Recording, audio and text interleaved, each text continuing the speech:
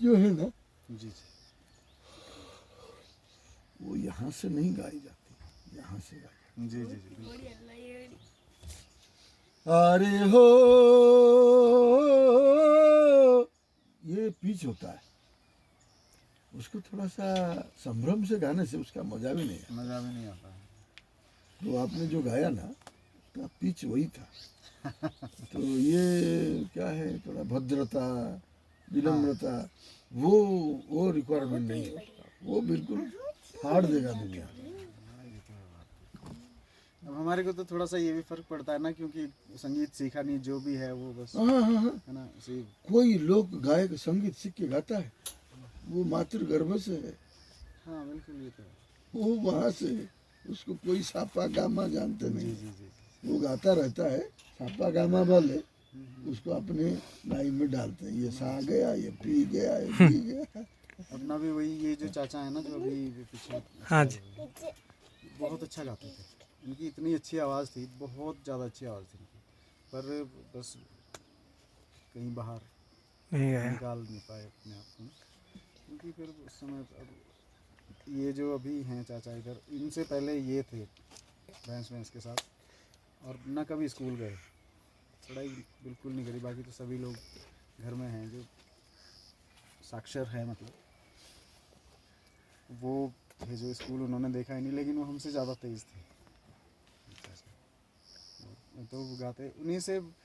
पापा भी ये पौराणिक चीज़ें तो पापा भी बहुत अच्छी, जैसे हारुल वगैरह वो बहुत आती थी उनको, पापा गाते थे बहुत अच्छे। तो थोड़ा सा वही चीज़ें हैं, मेरे को भी फिर शौक इसी, शायद वही खून की कुछ है ना, वही आशीर्वाद वहाँ से मिला। आशीर्वाद, हाँ बस वही था। मैं भी बहुत छोटे से ही, बचपन से ही बोलते थे नहीं अच्छा गाता है। तब जब मैं 6 में पढ़ता था, जब छठी में पढ़ता, उस समय गाया था मैंने पहली बार रामलीला के स्टेज पर, हिंदी गाना गाया था उस समय। धीरे धीरे कौन सा गीत? स्कूलों में भी वो उसका था, वो मैंने प्यार किया था, दिल दीवाना बिन सजना के माने ना, रामलीला पे? रामलीला के स्टेज पे गाया था मैंने। रामलीला पे मेलोडी भी होता था। हाँ क्यों नहीं होता था। हाँ, तो होता बस उसमें ये है कि हारमोनियम और ढोलक होती है रामलीला वाले स्टेज पे, तो हारमोनियम उस समय फिर शौक भी होता था। एक बार कोई गाना सुन लिया तो तुरंत पूरा याद हो जाता था, और गाने में शौक था ही बचपन से। कहाँ हुई थी वो रामलीला? यहीं अपने गांव कंधाड़ में, इंद्रौली के पास में ही लगा हुआ कंधाड़ में। अभी भी होती हैं रामलीला होती है गाँव में। कंधाड़ में? नहीं, अब कंधाड़ में तो काफ़ी टाइम से नहीं हुई है। ये सुजऊ है मोना के बगल में, यहाँ पे होती है रामलीला। और सावरा है सुजऊ के बगल में, वहाँ पे भी होती है। मतलब ये है कि इसकी भी वो होती है कि या तो 3 बार रखेंगे या 5 बार ही रखेंगे, या फिर इसका वो रहता है कुछ अलग अलग। तो इनकी सुजऊ वालों की अभी एक है बची हुई, फिर 2 बार फिर तो नहीं करेंगे? अब करें। तब फिर यह है कि अगर कोई इतना कोई अब रहा नहीं है ना, इतना कोई शौकीन रहा नहीं। पहले बहुत अच्छी रामलीला होती थी वहाँ पे। अच्छा, भाषा कौन सी भाषा में? हिंदी भाषा। हिंदी में? जौनसारी में नहीं ना, होती? हिंदी भाषा में होती थी। चौपाई वगैरह जितने भी डायलॉग जो भी होते वो हिंदी में ही होते थे सर। तो बहुत चक्राता में होती थी। यहाँ से जाते थे हम खाना खा के शाम को 7-8 बजे पैदल जाते थे। तब वो ये देवदार की वो लकड़ी के वो लेके आते थे हम ना, छिलके हाँ हाँ छील के, तो उसके वो बनाते थे, होले बोलते, जैसे दिवाली में नहीं बनाते, हाँ जी। वो जला के फिर अंधेरे में चले रहते थे ऊपर से चक्राता का। अच्छा, पूरी लाइन लगी रहती थी रास्ते में रात को। और जब तब वो जाके लाइट ख़त्म हो जाएगी तब, जब उसका प्रकाश ख़त्म हो जाएगा? तब ऐसे होते थे ना, बहुत सारे लोग होते थे। एक ने अभी जला दिया, एक ने आधे रास्ते में जला दिया, एक ने फिर और आगे रास्ते। मुश्किल से 45 मिनट चढ़ने में लगते हैं हमको, 2-2.5 किलोमीटर ना। अब चढ़ाई है तो इतना लग ही जाता है। तो फिर पहुंच जाते थे, और फिर रात को ही वापसी। रामलीला खत्म हुई और रात को ही वापस चक्राता था। बचपन में शौक भी होता था लोगों को बहुत ज़्यादा ना। अब बोलते हैं अरे यार कौन इतनी नींद ख़राब करेगा कौन। ये भी ये है कि अब बड़े मुश्किल से किसी को तैयार करें। हमारे गांव में हुई थी 3 बार रामलीला, इंद्रौली में। इंदौर में? हाँ 3 बार रामलीला हुई। और कपिल के पापा हैं, उन्होंने भी खेला था पार्ट। और ये वाले जो चाचा हैं, इनके बाद दशरथ का पार्ट था। अच्छा। इतना अच्छा दशरथ का पार्ट खेला इन्होंने, जितनी ऑडियंस थी ना, पब्लिक थी, सारे रो पड़े थे, क्योंकि एक तो गाते बहुत अच्छा थे ये, है ना। और इनके फिर विलाप दशरथ के, जब वो राम जी वनवास को जाते हैं, तो इतना गजब पार्ट खेला इन्होंने। पूरी पब्लिक, मैं तो खैर छोटा होता था उस समय, 8वीं में की 8वीं 9वीं में पढ़ता था। 3 चाचा थे, एक तो निखिल के पापा हैं, और एक कपिल के पापा, और एक ये वाले चाचा। निखिल के जो पापा है उनके पास था मेघनाथ का पाठ, अच्छा। और जो सबसे छोटे वाले चाचा है कपिल के पापा, उनके पास लक्ष्मण का पाठ, और इन वाले चाचा के पास दशरथ का। सब मतलब बहुत, हमारे इस एरिया में वैसी रामलीला नहीं हुई थी इससे पहले तक, जितनी हमारे गांव में बहुत अच्छी रामलीला हुई थी। ये तुलसीदास की जो रामचरितमानस वही चौपाई मतलब तो वही होता है। चौपाई ये तो हाँ, कुछ फिर कुछ ये जो डायरेक्टर जो करवाते हैं रामलीला, वो फिर कुछ थोड़ी बहुत अपनी तरफ से भी बनाते हैं। ज़्यादातर तो अपनी तरफ से ही, हालांकि होता है वो हिंदी में ही होता है सारा, कंपोजिशन सारी हिंदी में ही होती है, और धुन वगैरह भी, पर अच्छे से बनाते हैं वो ना। बहुत चौपाई बहुत मीठी होती है, बहुत ज़्यादा मीठी होती है। डायलॉग भी अच्छे लिखते हैं, गिने चुने ही डायरेक्टर हैं जो रामलीला करवाते हैं इधर। एक तो इधर ही क्वासी से है, क्वासी से। क्वासी से आगे गांव है बिजनू, 2 हैं वहाँ से, एक प्यारे लाल जी हैं, एक सरदार सिंह जी हैं, वो थे। और एक इधर टुंगरा के बगल में ही है मिथिला बिसोई गांव से हैं, मिथिला से खुशीराम जोशी जी। तो वो वहाँ जा कर के इधर भी वही नहीं, कराते हैं? हाँ, चक्राता में भी करवाई उन्होंने। अच्छा। चक्राता में तो एक रंगियों से टीकाराम शाह जी अभी हैं चक्राता में ना, वो नेता हैं, वो भी करवाते थे चक्राता में। बाकी हमारे एरिया में इधर से जो प्यारे लाल जी है वही करवाते हैं मैक्सिमम।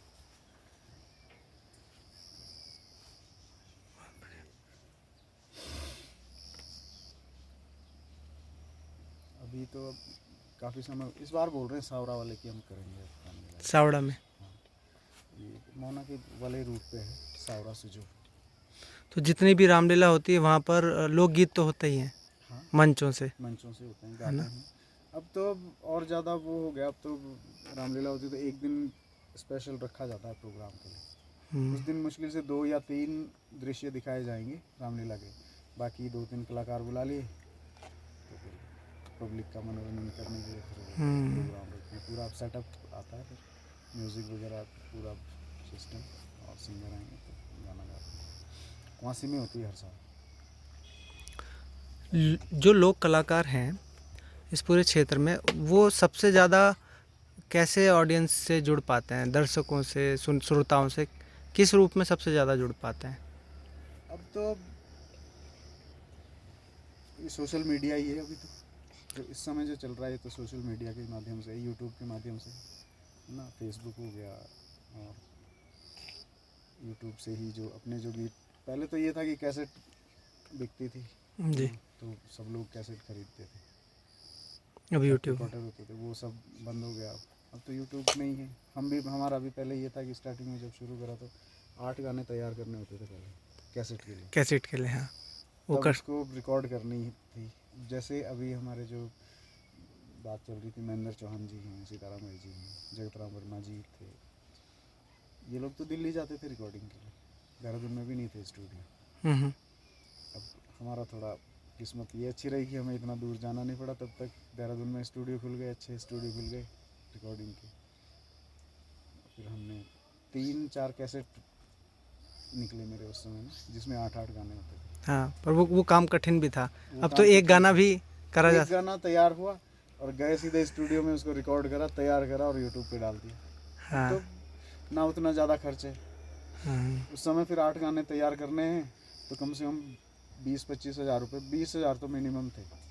वो तो रखने थे कि भाई इतने तो स्टूडियो का चार्ज देना होता है, क्योंकि वो वहाँ पे फिर घंटे के हिसाब से लेते थे। फिर किसी का कोई अपना कंपनी का मार्का है तो वो खुद माल दिल्ली जाके फिर उसको प्रिंट करवाएगा कैसेट को, फिर उसको लेके आएगा अपनी मार्का उस पर लगा के, तब वो बेचेगा उसको, जी। है ना। हमने तो खैर हमारे तो ये था कि हमने तो ना हमने पैसा लिया ना दिया, ना हमने रिकॉर्डिंग में पैसा दिया ना उनसे लिया। हमारा ये था सिर्फ कि हमने गाने निकल जाए मार्केट में, वही बहुत है। तो इस चीज़ से थोड़ा सा हमारे को ये हुआ कि धीरे धीरे फिर अब ये है कि उस समय लोगों में फिर ये क्रेज़ रहता था कि यार वो उसकी सी कैसेट आ रखी है। फिर दुकानों में भीड़ लगी रहती थी, वो वाली कैसेट चाहिए, वो कैसेट चाहिए, है ना। तो खरीदते थे, टेप रिकॉर्डर में सुनते थे। धीरे धीरे वो सब खत्म हो गया। अब यूट्यूब में है, एक गाना तैयार करा तो उसको अब ज़्यादा, बल्कि अब कह सकते हैं कि अब ज़्यादा जल्दी मतलब जो है कलाकार ऑडियंस के बीच में आ जाता है। और अभी जैसे त्यौहार हैं, दीपावली है या कोई और त्यौहार है, इन सारे त्योहारों में भी वैसे कार्यक्रम होते हैं क्या? जैसे मंचीय कार्यक्रम, सांस्कृतिक कार्यक्रम? हाँ, हाँ, होते हैं, क्यों नहीं होते हैं, कई जगह होते हैं। दिवाली में तो खैर दिवाली में होता है, हनोल में होता है, हनोल, महाराज के उसमें जंदोई मेला जो होता है वहाँ, जंदोई मेला। जंदोई मेला होता है। उस दिन वो हिरन भी बनाते हैं वहाँ पे। अच्छा, तो ऐस हो रहा है, कई सालों से कर रहे हैं वहाँ पे, तो सांस्कृतिक प्रोग्राम भी होता है। और ये जागड़े में होता है ज़्यादातर कार्यक्रम। अच्छा, वो भी मासू महाराज का ही जागड़ा होता है। कहाँ वो कहाँ पे होता है? मैक्सिमम यहाँ टुंगरा में, यहाँ भी लगभग हर साल ही होता है। और इधर लक्स्यार, वहाँ भी होता है। इधर थैना में है, थैना में भी हर साल होता है। बिसोई में भी हर साल होता है। ये कुछ कुछ जो जहाँ पे मासू महाराज की मंदिर है वहाँ पे हर साल ये जो सांस्कृतिक कार्यक्रम होते ही हैं। क्योंकि वहाँ पे फिर ये होता है कि रात जागनी पड़ती है महाराज के प्रांगण में ना। हाँ जी। तो फिर इस चक्कर से लोग रखते हैं कि भाई थोड़ा मनोरंजन भी हो जाएगा, हम्म। है ना, और महाराज के दरबार में रात भी लगा लेंगे। तो गानों का चयन भी फिर थोड़ा अलग होता होगा वहाँ पर तो? नहीं, ऐसा नहीं है। हम्म। चयन गानों का कोई ऐसी विशेष पाबंदी नहीं होती है कि मतलब मासू महाराज के भजन ही गाने हैं या कोई जागरण ही है, ऐसा नहीं है। आप गाने कोई से भी गा सकते हैं। वो अपने ऊपर बात है कि हम मासू महाराज के कितने गाने गा रहे हैं, या कोई अपने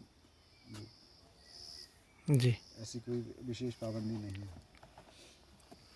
कहीं पे फिर जिस हिसाब से प्रोग्राम रखते हैं, कोई बोलते हैं कि भाई हमारी भजन संध्या है, हमने खाली जागरण करना है, तो वहाँ पे फिर ये है कि जागरण ही उसमें भी हो जाता है एक आधे गाने फिर, हाँ, है ना। क्योंकि जागरण में भजनों में फिर लोग ज़्यादा इतना मनोरंजन कर नहीं पाते हैं।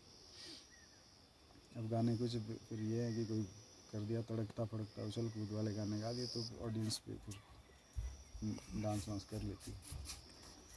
मेलों का क्या योगदान है लोक कला को, लोक कला के संवर्धन मेलों का तो में? मेरे हिसाब से अगर देखा जाए तो अपनी कला के लिए, अपने रीति रिवाज संस्कृति के लिए तो मेला तो बहुत ज़्यादा ज़रूरी है ना। इसी से तो हम लोग अब मान लिया मेरे यहाँ हमारे दिवाली है, चलिए मेरा तो छोटा सा यहाँ पे गांव है, लेकिन फिर भी अगर हम उसको अच्छे तरीके से मनाते हैं तो दिवाली में दिवाली के गाने गाए जाएंगे, है ना। जो अपने लोक गीत हैं, गाने भी अलग अलग तरह से होते हैं। दिवाली में दिवाली के गाने गाए जाएंगे, बिस्सू के टाइम पे बिस्सू के, लेकिन उसको लोग अगर उसमें रुचि रखते जैसे पहले होता था।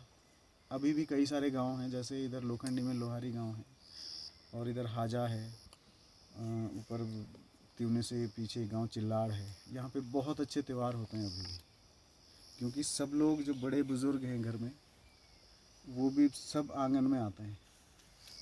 तो उनके ही साथ जब वो आंगन में आते हैं, वो हारुल गाते हैं, बड़े बुजुर्ग जो होते हैं वो हारुल गाते हैं, तभी तो पीछे वाले भी सीखेंगे, है ना। तो इस चीज़ से फिर जब पीछे वाले सीखेंगे तो वो चलती रहेगी वो कड़ी, ये आंगन परंपरा जिसे आंगन परंपरा। अब जब किसी को गाना आएगा ही नहीं कि हमें दिवाली कौन से गाने गाने हैं, अब कोई पता ही नहीं है कि दिवाली के टाइम पे कैसे गाने गाए जाते थे, है ना। तो त्योहारों का तो बहुत बड़ा महत्व है अपनी संस्कृति के लिए अगर देखा जाए तो, क्योंकि इसी चीज़ से हम अभी हम हैं, फिर हमारे बाद की जो पीढ़ी आएगी वो लोग तो तब तक भूल ही जाएंगे कि दिवाली भी मनाते हैं, क्योंकि अब लोग पंचायती आंगन में आना ही नहीं चाहते हैं। मैक्सिमम चीज़ें ये हो गई कि या तो बस त्योहारों में दारू वारू पी ली, या कोई अभी की जो जनरेशन है वो बहुत ज़्यादा नशे में लिप्त हो गए हैं। इस चक्कर से आंगन तो खाली ही रहते हैं अब। तो कहाँ से बच पाएगा फिर ये, कहाँ से संस्कृति को और ज़्यादा बढ़ावा मिलेगा, ये होता है चक्कर। क्या ऐसे भी कुछ मेले हैं जो पहले होते थे अब नहीं होते या अब होने बंद हो गए? बिल्कुल होते थे, हमारा ही होता, भादों के महीने में किमावड़ा होता था।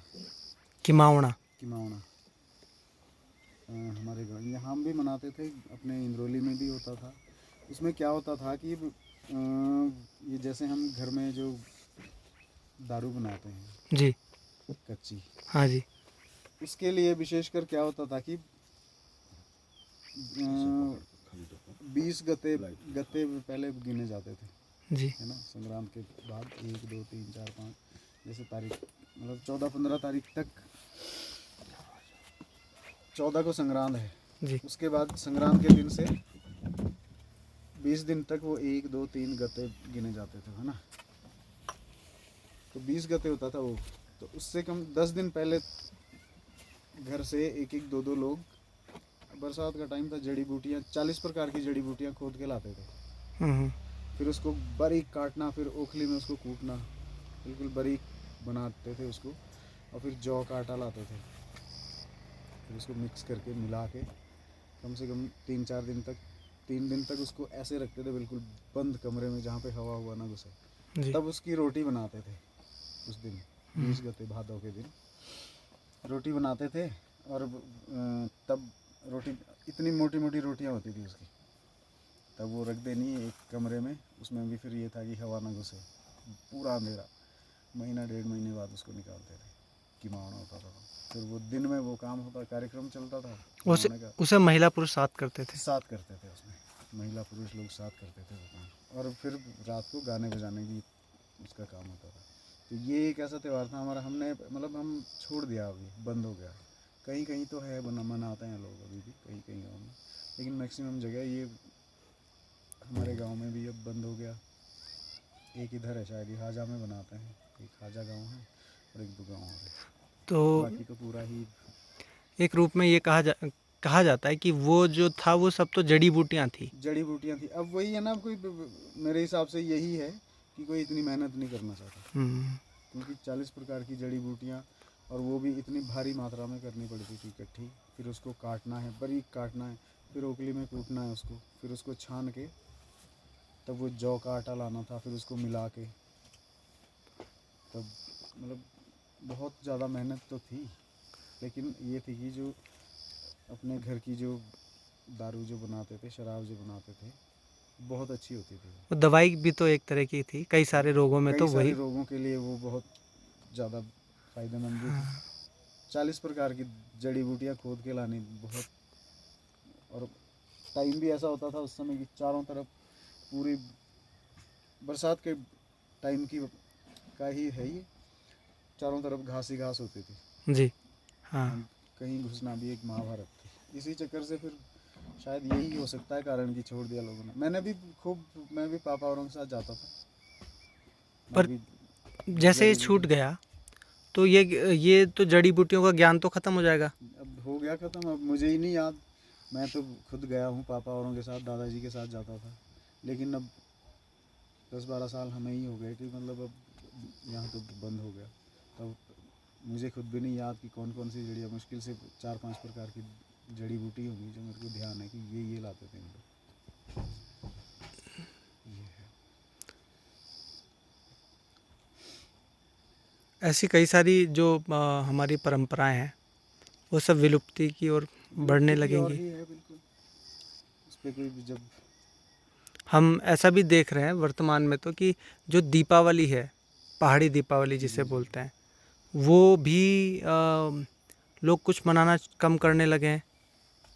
पहले जिस रूप में मनती थी अब मनती थी, शायद अब नहीं है। अब नहीं है, बहुत ज़्यादा कमी आ गई है इस चीज़ में। जब त्योहार ही खत्म हो जाएगा तो लोकगीत फिर अब कहाँ गाए नहीं, जाएंगे? मेन वही है कि गांव में कोई रहते नहीं है। हाँ। है ना। मुश्किल से 1-2 लोग ही रहे होंगे परिवार में, तो कितने लोग बनेंगे गांव में।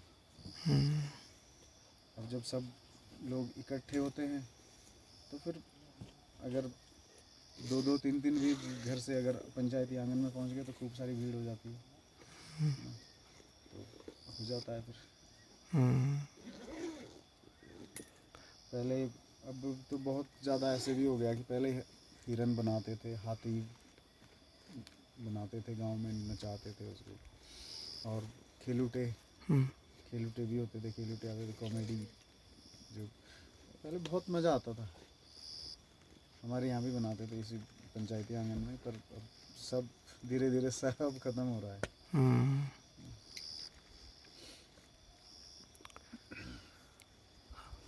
एक आपका जो आपको सबसे अच्छा गाना लगा अपना, कि जो आपने गाया और जिसने कुछ बहुत लोगों को प्रभावित किया। एक तो महासू महाराज की शायद हाँ, वंदना तो है। मासू महाराज का ही जो भजन मैंने आपको सुनाया अभी, हम्म। और ये भजन कब आपने गाया था? ये महासू महाराज 2004 में। 2000, तो सबसे पहले शुरुआत में ही हाँ, लगभग शुरुआत इसी से करी थी, कैसेट में इसी भजन से शुरुआत करी थी, और ये मैंने खुद लिखा भी था। तो ये अच्छा, आपने खुद लिखा भी था ये? हाँ, मैंने खुद लिखा था। स्टार्टिंग मैंने खुद करी थी। मैंने कहा मैं, क्योंकि देहरादून में था मैं उस समय, अच्छा। ग्रेजुएशन कर रहा था, तो मैं कहीं पार्ट टाइम जॉब करता था। जी। वहाँ पे काम वैसा कुछ विशेष था नहीं, तो बैठे रहना था। हम्म। अब आ गया मेरे दिमाग में, मैंने कहा कुछ टाइम पास कर लेते हैं, हाँ, क्योंकि शौक तो था ही। जी। तो फिर कोशिश करी, कम से कम 15-20 दिन लगे मेरे को इसको लिखने। में, क्योंकि अनुभव था नहीं, हम्म। पहली कोशिश थी। तो अब वो लिखा, मैंने कहा महासू महाराज का भजन लिखते हैं, तो उसमें कोशिश करी मैंने, तो फिर हो गया पूरा। तो आप पर तो और आशीर्वाद है महासू महाराज का। महासू महाराज का आशीर्वाद ऐसे भी है, और फिर दूसरी बात ये है कि अब ये स्कूलों में बज रहा, तो ये मेरे लिए और एक बहुत बड़ी उपाधि ही कह सकते हैं, कि पहला ही जो मेरा प्रयास था वो इतना आगे तक पहुंच गया।